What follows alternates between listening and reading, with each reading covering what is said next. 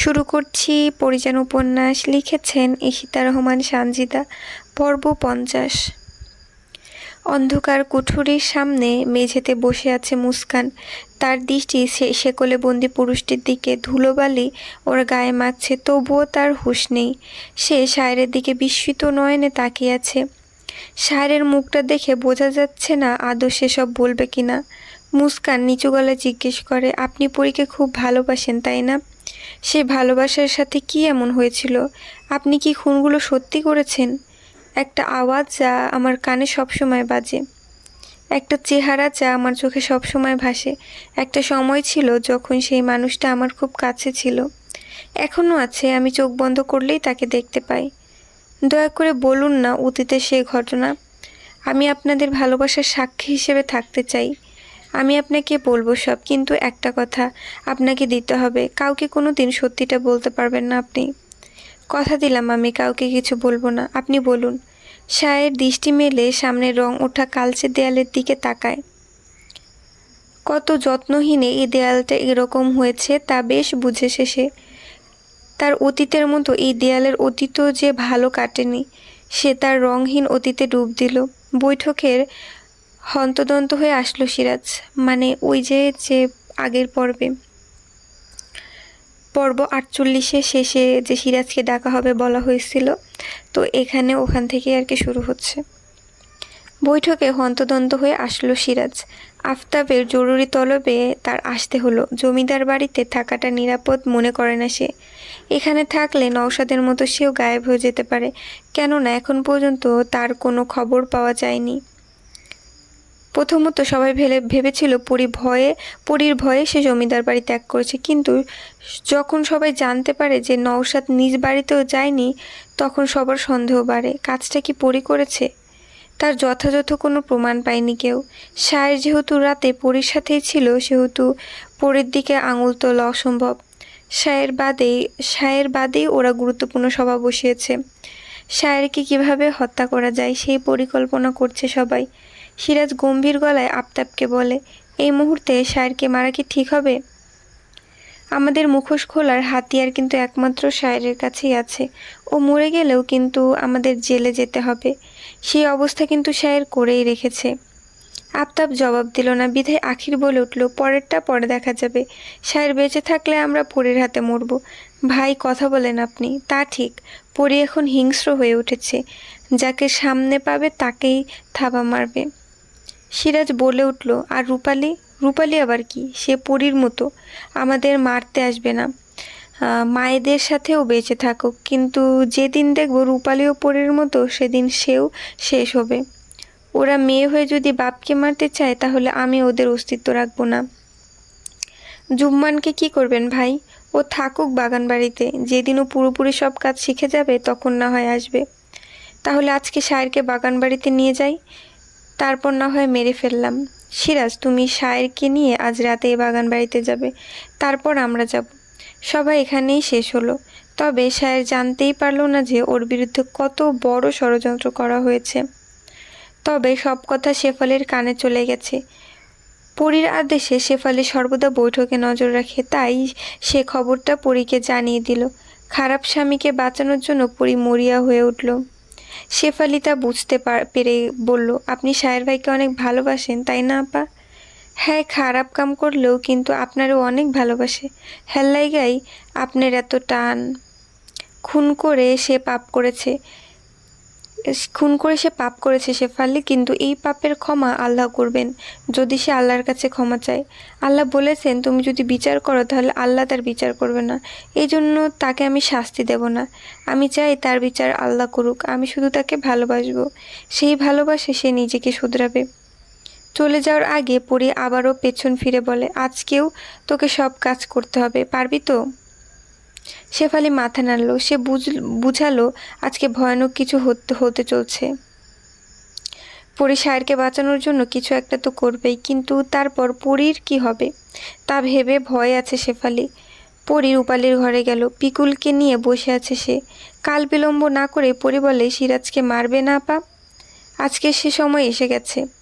রূপালীর চেহারায় ভয় দেখতে পেল পরী। নওশাদকে মারার সময় ভয় পেয়েছিল, এখনও সেই ভয়ের রেশ কাটিয়ে উঠতে পারেনি। পরে রূপালীর মনে রাগ জন্মানোর জন্য বলে, এত সহজে তাকে ছেড়ে দেবে? সে তোমাকে মিথ্যা ভালোবাসার জালে আটকিয়েছিল, যে তোমাকে সুশীলের হাতে তুলে দিয়েছিল। ভাবতে পারো সেদিন আমি না থাকলে তোমার কি হতো? কবিরকে তো আমি শেষ করেই দিয়েছি, এখন সিরাজকে তুমি ছেড়ে দিবে? রূপালীর মনে পড়ে গেল জঘন্য অতীতের কথা। পরি না থাকলে সেদিন সুশীল তার ইজ্জত হরণ করত। বেঁচে থাকতে পারতো না সে। আর সিরাজ ওকে ধোঁকা দিয়েছে, এ কথা মাথায় আসতেই রাগে জ্বলে ওঠে সে। রক্ত টকবগিয়ে ফুটতে থাকে সারা শরীরের। এত কিছুর পর সিরাজকে ছাড়া যাবে না, কিছুতেই না। পরীর দিকে তাকিয়ে ইশারা করলো। পরি মুচকি এসে চলে গেল। সূর্য ডুবতেই সকল দিক থেকে সবাই তৈরি হতে লাগলো। ওদিকে আফতাব, আখির আর সিরাজ পরিকল্পনা করছে, আর এদিকে পরি সায়েরকে তলব করে এবং সায়ের সাথে সাথেই চলে আসে। তবে এবার পরি সায়েরকে সোনালির ঘরে নিয়ে যায়। সায়ের পুরো ঘরে চোখ বুলিয়ে নিল। পরি কাঠের চেয়ার টেনে সায়েরকে বসতে দিল, বসলো সায়ের। এই ঘরে নওশাদকে মেরেছি আমি। অবাক হলো না সায়ের? আপনি নওশাদকে মেরেছেন? এটা আমি সেই রাতেই টের পেয়েছি। কিভাবে টের পেলেন? আমি তো সাবধানে ঠান্ডা মাথায় ওকে মারলাম। রক্তের গন্ধের সাথে যে আমি পরিচিত পরিজান। তাছাড়া সকালে শেফালি আর কুসুমকে উঠান লেপতে দেখেই আমার সন্দেহ সত্যি হয়। ওরা রক্তের দাগ ঢাকতে এটা করেছে। আপনি আমার চোখে কিছুই ফাঁকি দিতে পারবেন না। পরি হেসে সায়েরের দিকে এগিয়ে এলো। হাতে একটা দড়ি নিয়ে সায়েরের হাত চেয়ারের সাথে বাঁধতে বাঁধতে বলতে লাগলো, প্রথমে এইভাবেই নওশাদকে চেয়ারের সাথে বেঁধেছিলাম। তারপর ওর মুখের ভেতর গামছা ঢুকিয়েছিলাম যাতে শব্দ করতে না পারে। তারপর ওর দুটো আঙুল কেটেছিলাম। তারপর কি করলেন? পরি এবার সায়েরের পা দুটো বাঁধতে লাগলো। তারপর ওর বুকে ছুরি চালিয়েছিলাম। তারপর উঠোনের কোণে জীবিত পুঁতে দিয়েছি। আর তারপর আপনাকে অন্দরে রেখেছি। আপনার বুদ্ধির তারিফ করতে হয়, তা এখন আমাকেও সেভাবে মারবেন নাকি? সায়েরের কথা শুনে হাসল পরি। গামছাটা হাতে নিয়ে বলল, না, আপনি এখানে চুপটি করে বসে থাকবেন, আর আমি বাগান বাড়িতে গিয়ে সিরাজকে মেরে চলে আসব। কথাটা শোনা মাত্রই সায়েরের চেহারার ভাবভঙ্গি বদলে গেল। সে বিনয়ের স্বরে বলল, ওখানে যাবেন না পরিজান, আপনার বিপদ হবে। আমার হাত খুলে দিন, দয়া করে যাবেন না। পরি সায়েরকে আর কথা বলতে দিল না। গামছা দিয়ে ওর মুখ বেঁধে দিল। মাথা নেড়ে সায়ের পরীকে যেতে নিষেধ করে বারবার, কিন্তু পরি সেসবে পাত্তা না দিয়ে দরজার ছিটকিনি তুলে দিয়ে চলে যায়।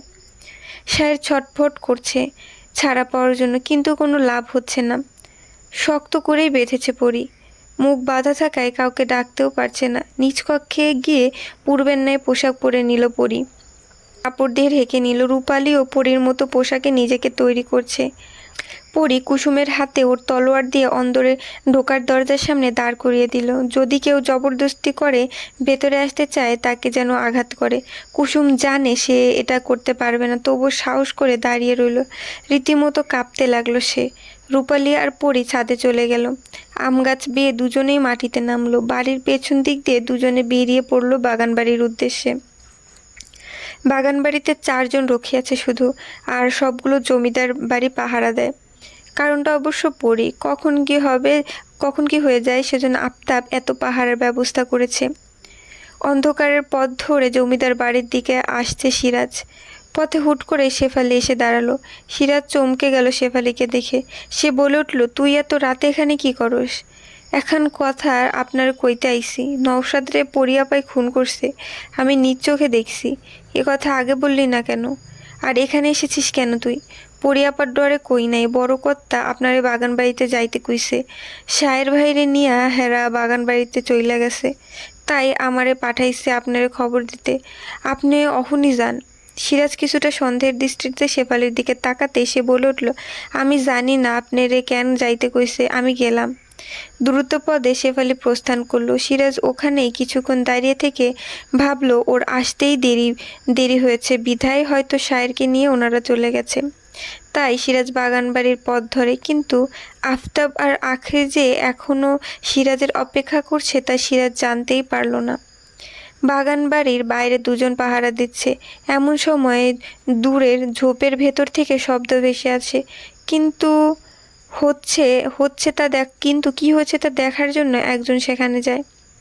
সাথে সাথেই তাকে টেনে ভেতরে নিয়ে গেল পরী, আর রূপালী মাথায় আঘাত করে জ্ঞানহীন করে দেয় এবং দড়ি দড়ি দিয়ে বেঁধে দেয়। দ্বিতীয়জন প্রথমজনের খোঁজে যেতে তাকেও একই অবস্থা করে ফেলে রাখে। তারপর দুজনে একসাথে বাড়ির ভেতরে ঢোকে। পরী সাবধানে পা ফেলে সামনের দিকে এগিয়ে যাচ্ছে। সেই ঘরটাতে যায় যেখানে পরীকে বেঁধে রাখা হয়েছিল, কিন্তু সেখানে গিয়ে পরী অবাক হয়, কেননা সেখানে জুম্মান বসা। মাথা নিচু করে জুম্মান বসে আছে। একজন রক্ষী ওকে খাবার খাওয়ার জন্য বলছে, কিন্তু সে খাচ্ছে না, কাঁদছে আর বলছে সে মায়ের কাছে যাবে। বছর 13 ছেলেটার কি বুঝবে। পরী আর রাগ ধরে রাখতেই পারল না, হনহন করে ভেতরে ঢুকে পড়ল। পরীকে দেখে চমকে গেল লোকটা, তবে চিনতে পারে না। তবে জুম্মান ঠিকই চিনে ফেলে পরীকে। সে বলে উঠল, পরী আপা, আমারে এইখান থাইকা নিয়ে যাও, আমি থাকমু না। লাঠি দিয়ে তেড়ে গেল পরী। লোকটা পরীর নাম শুনে, কিন্তু পরীর কায়দা করে তার লাঠি কেড়ে নিল এবং তাকে আঘাত করে বসে। কিন্তু পর মুহূর্তে পেছন থেকে কেউ পরীকে লাঠি দ্বারা আঘাত করতে মাটিতে লুটিয়ে পড়ে। সে তাকিয়ে দেখে রক্ষী এসে পড়েছে। সে আবার পরীকে মারতে যাওয়ার আগে তার রক্ত ছিটকে আসে পরীর মুখে, কারণ রূপালী তাকে আঘাত করে বসেছে। বড় একটা ছুরি লোকটার পিঠে গেঁথে দিয়েছে।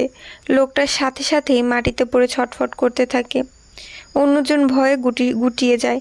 বুদ্ধি করে ওরা 4 জনকে কাবু করে ফেলেছে। এখন শুধু সিরাজের আসার পালা। আগামী গল্পগুলোতে অনেক বেশি টুইস্ট আছে, তো আপনারা যদি পুরো গল্পটা দেখতে চান বা পেতে চান তাহলে আমার চ্যানেলটা অবশ্যই সাবস্ক্রাইব করবেন।